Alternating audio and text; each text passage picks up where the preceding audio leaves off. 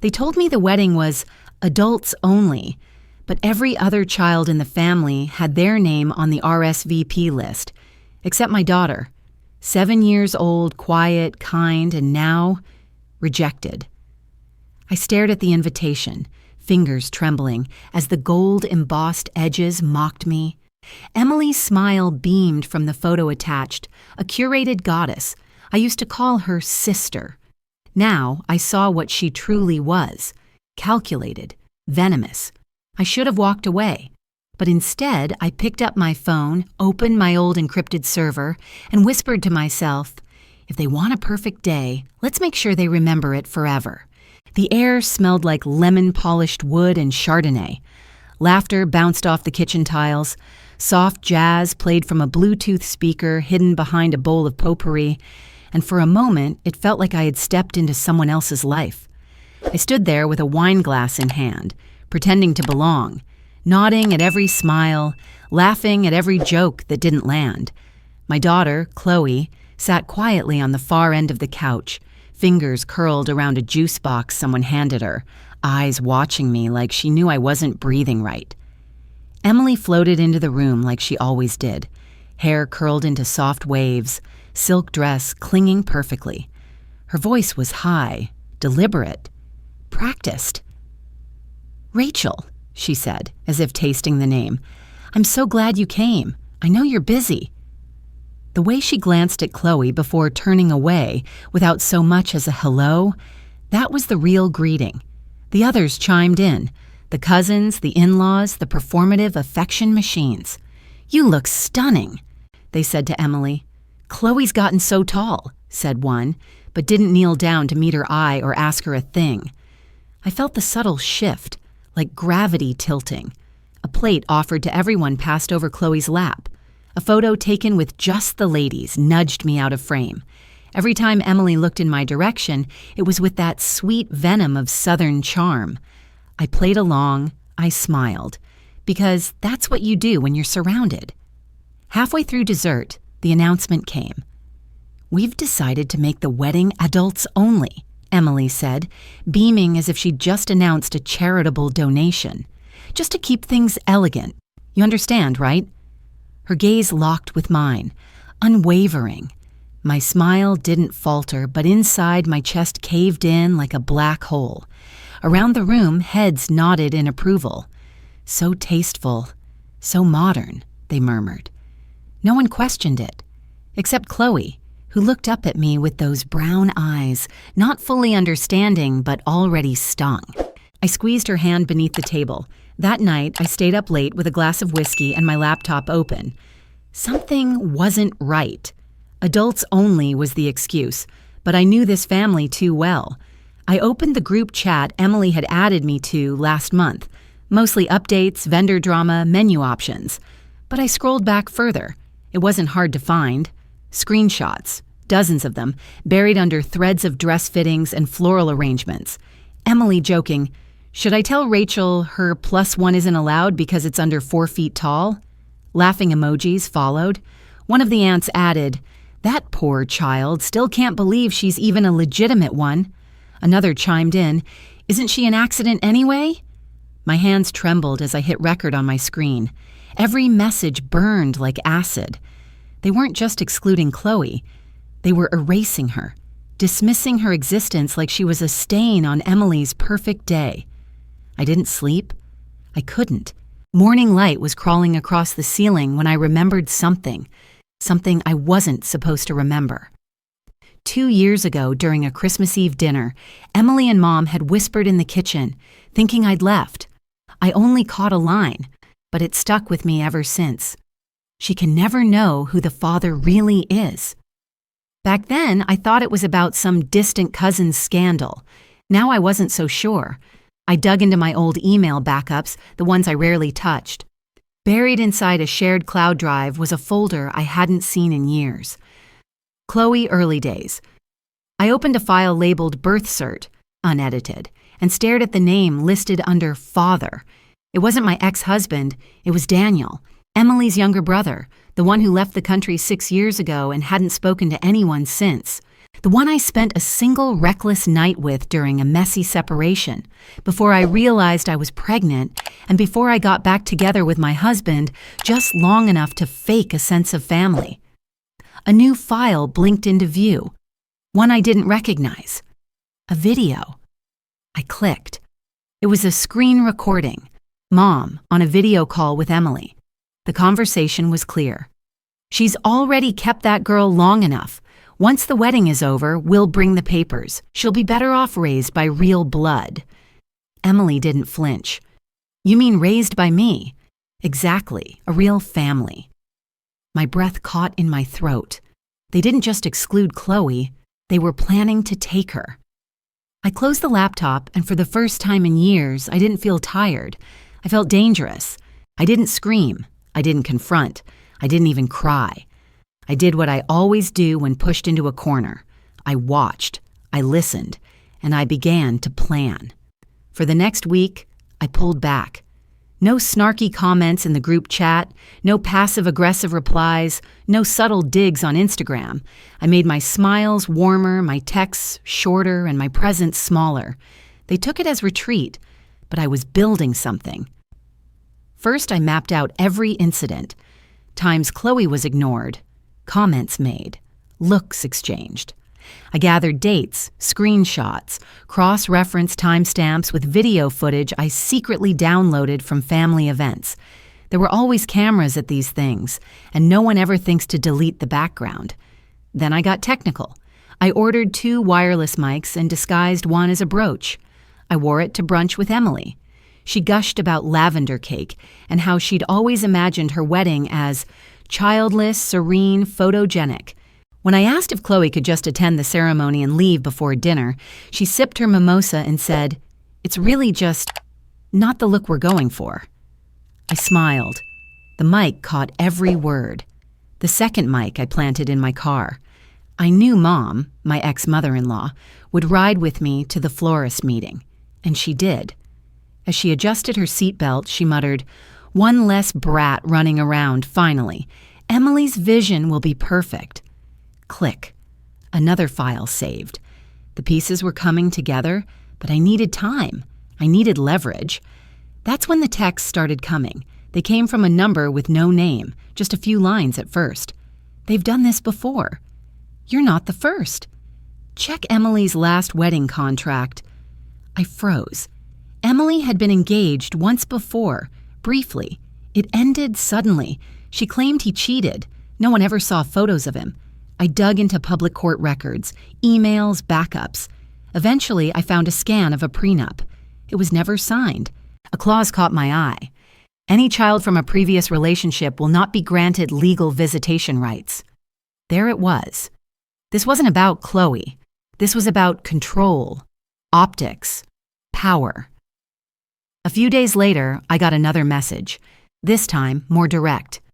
They don't just want you out of the wedding. They want Chloe out of your life. It didn't feel like a warning anymore. It felt like a countdown.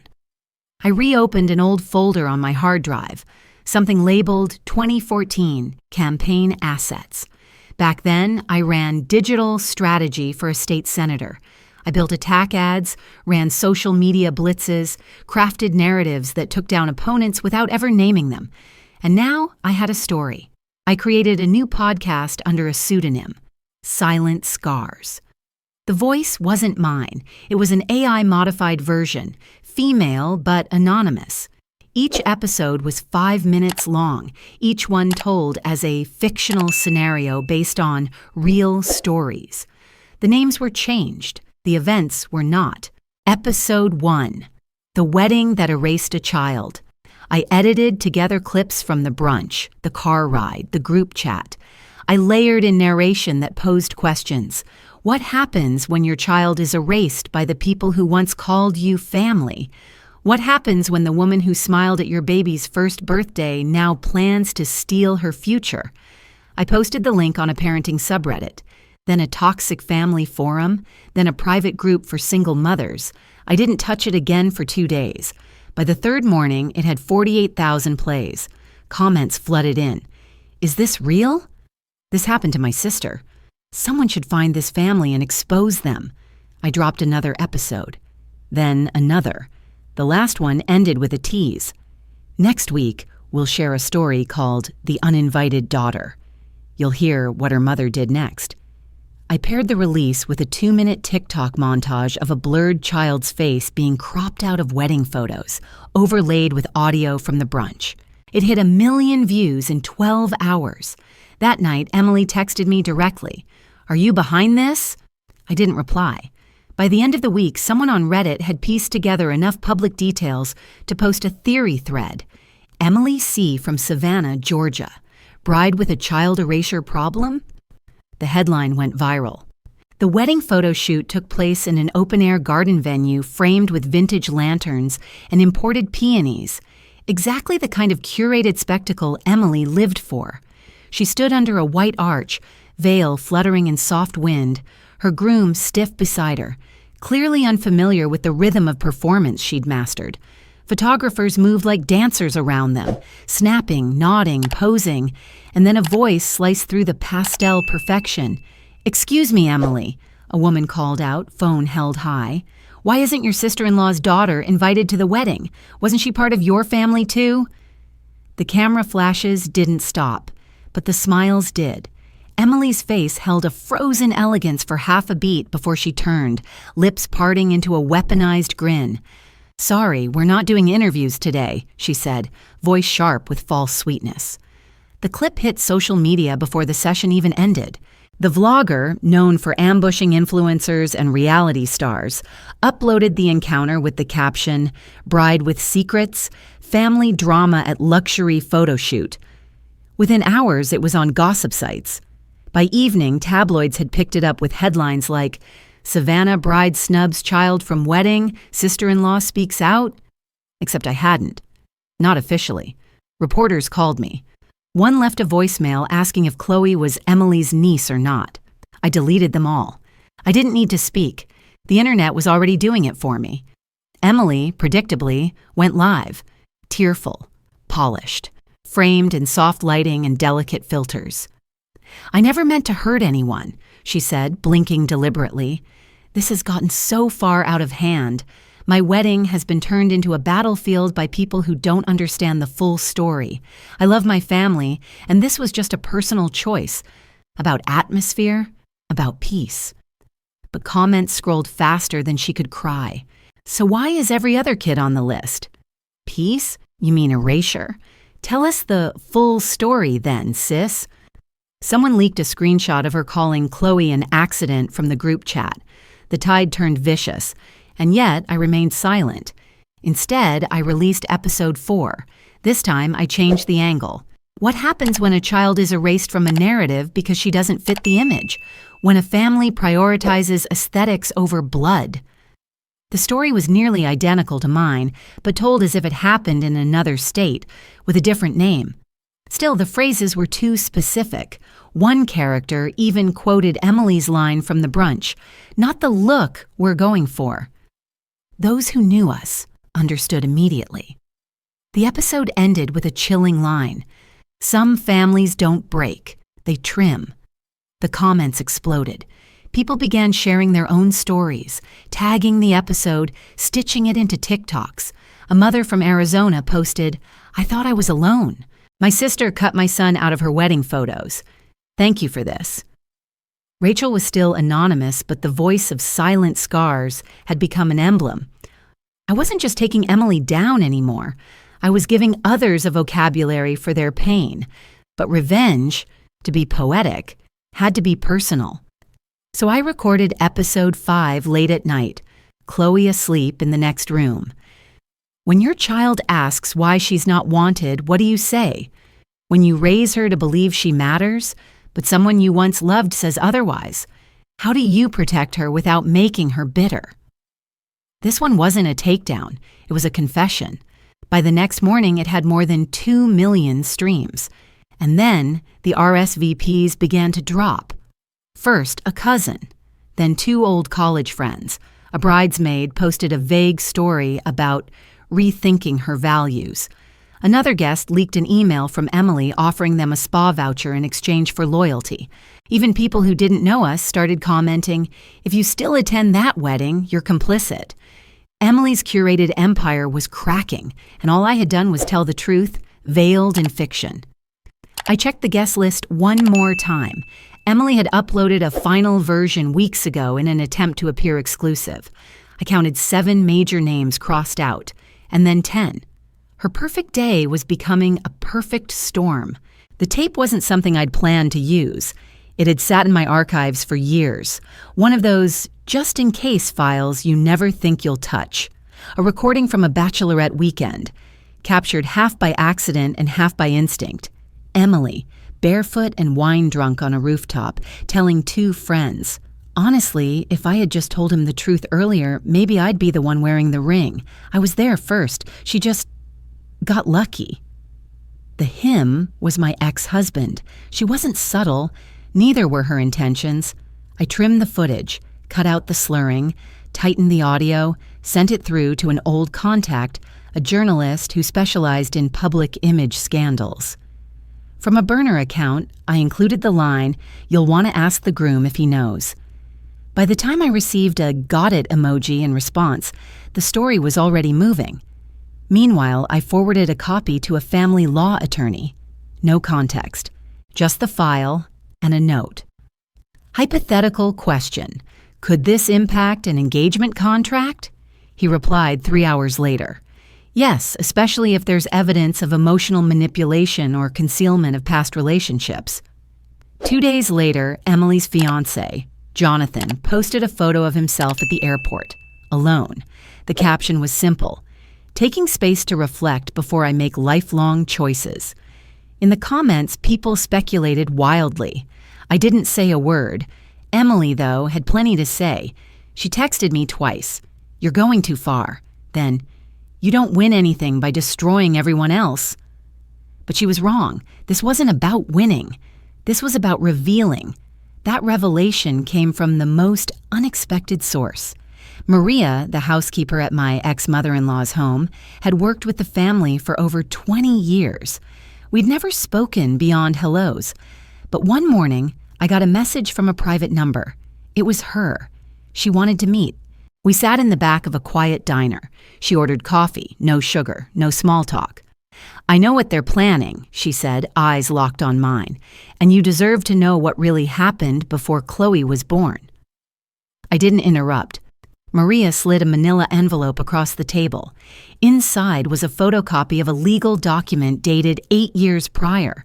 It was a petition, never submitted for adoption. The child listed? Chloe.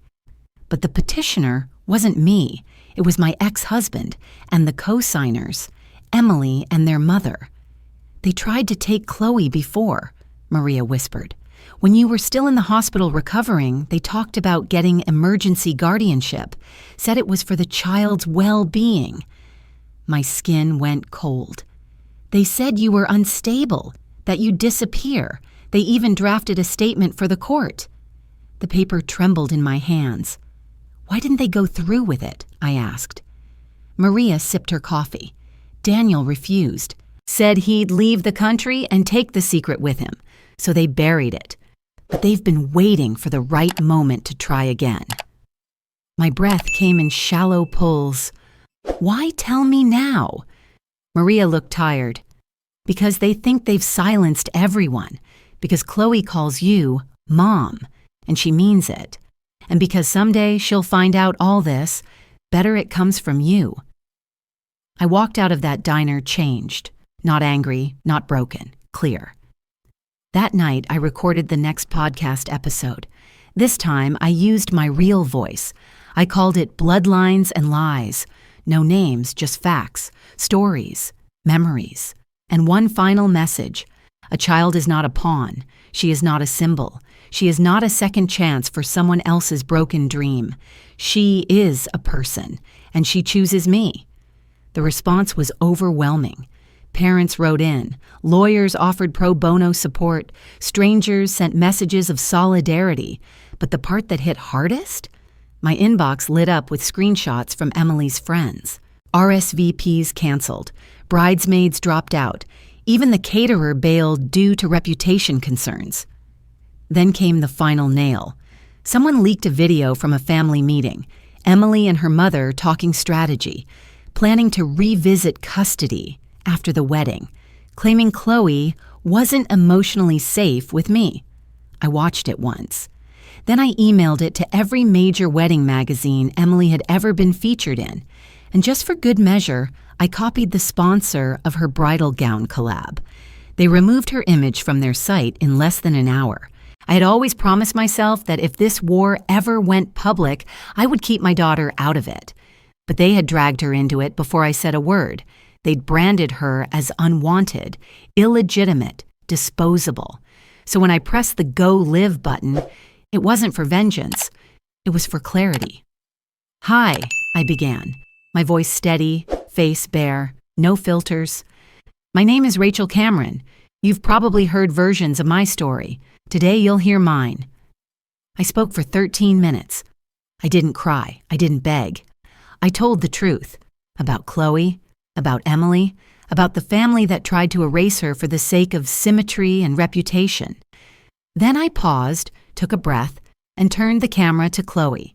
She was sitting beside me, clutching the stuffed bunny she'd had since birth. I asked her one question. "Sweetheart, where do you feel safe?" She didn't hesitate. "With you, Mommy." That clip alone was stitched, shared, downloaded across every platform imaginable. Within an hour, hashtags exploded. "I choose Mom," Sachi, "Justice for Chloe," "The Leather Stay." It didn't take long for the court summons to arrive. Emergency hearing, custody reevaluation. Public interest involved, they tried to rush it. Emily and her mother filed a petition, claiming I had endangered Chloe by exposing her identity. Their argument was slick. Phrases like emotional manipulation and social weaponization scattered through every page. But I had documentation. Every text, every recording, every witness statement. I brought lawyers who believed in the case and understood the terrain. The courtroom was tense.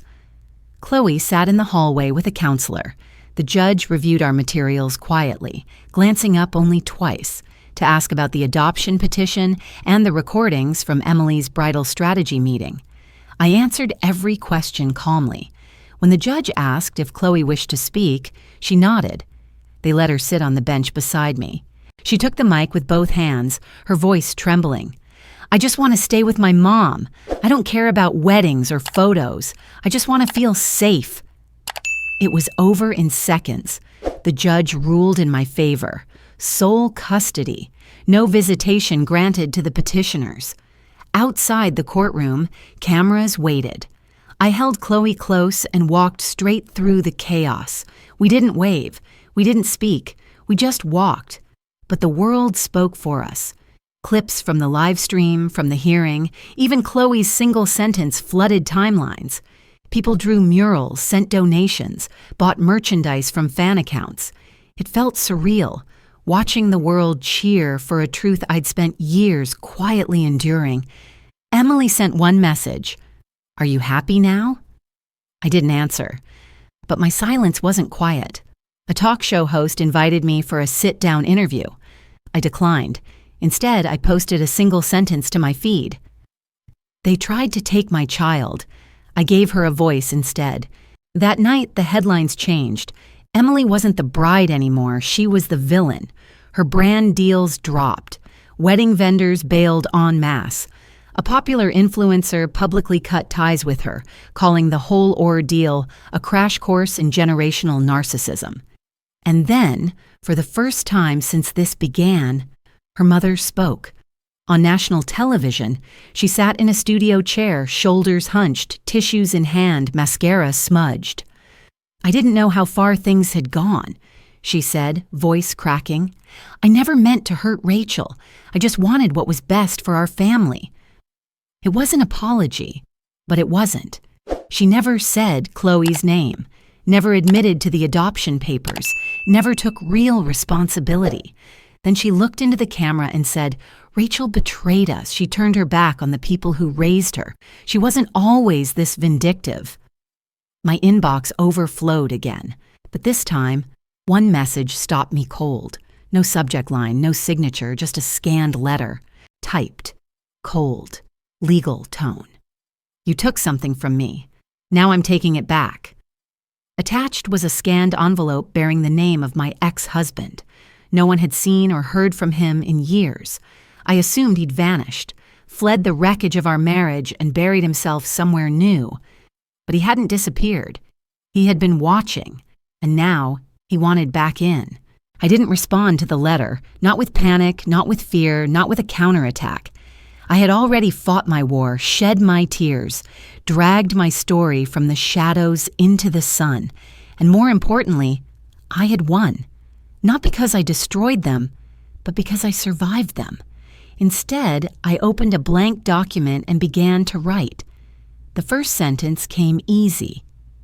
This is how I saved my daughter without becoming a villain. I wrote for weeks. Morning after morning, in the quiet hours before Chloe woke up, I poured it out. Every manipulation, every humiliation I'd swallowed in silence, every step I took from powerlessness to sovereignty. I didn't dramatize it. I didn't soften it. I told the truth the way it happened because I didn't need to convince anyone anymore. The title came last, How to Set Yourself Free Without Screaming. I self-published it with a small press. Quietly. No fanfare. It became a bestseller in under 2 weeks. By the end of the month, I had a full calendar of interviews, panel invitations, podcast guest spots. TED reached out. They wanted to talk for their Resilience series. I flew to Vancouver in a navy blue suit and stood under the lights with my palms steady, voice unwavering. I didn't speak like a victim. I didn't speak like a heroine either. I spoke like a mother who'd had enough. The talk went viral in 24 hours. I used the earnings to set up a fund, the Chloe Foundation, a scholarship for children estranged from family systems, kids who had been cropped out in more ways than one. We offered therapy, educational grants, and, more importantly, visibility. One of the counselors who applied to volunteer had a familiar last name. She was Emily's former college roommate. I saw everything happen, she told me during our first Zoom call. I just didn't know how to help back then. Now I do. Gyo, each person who joined the mission felt like a piece of the world realigning itself. But I wasn't done. Not yet. Months passed. The noise settled. Emily moved to another state. Her wedding never happened. Her Instagram turned private. Her mother stopped appearing on talk shows. Even my ex-husband, after a short burst of legal saber-rattling, faded into silence when my lawyer countered with a defamation warning and a subpoena-ready packet of archived abuse reports. The final act came when the old Cameron estate went up for sale. The house where I was once told I'd never be real family. I bought it in cash. No negotiation. Renovations took 6 months. I hired a local architect and turned the entire bottom floor into a multi-use space. Classrooms, therapy rooms, and a shared kitchen. Upstairs, we built transitional housing for single mothers leaving abusive homes. A space to breathe, to heal. We named it The Haven. The grand opening drew a crowd. Press, city officials, volunteers, families, but no Camerons. Not one. Which honestly made the moment cleaner. On the day of the launch, Chloe stood on the main stage in a white dress and navy shoes, holding her speech like it was a feather. She glanced at me once before stepping to the mic. "My mom didn't teach me how to fight back," she said, clear and steady. "She taught me how to stand so strong that people stopped trying to knock you over." The crowd stood. The applause rose like thunder. I stood beside her, holding a red ribbon stretched between 2 silver posts. Together, we cut it. The flashbulbs went off. Someone cried. Someone else clapped until their hands turned red. And just like that, the story ended. Not with revenge, but with space, with legacy. Later that night, Chloe crawled into my lap as I flipped through old emails, archiving the final remnants of that life. She looked up at me and asked, "Do you think they still talk about us?" I paused, then kissed the top of her head. "Let them," I said. "We gave them plenty to remember.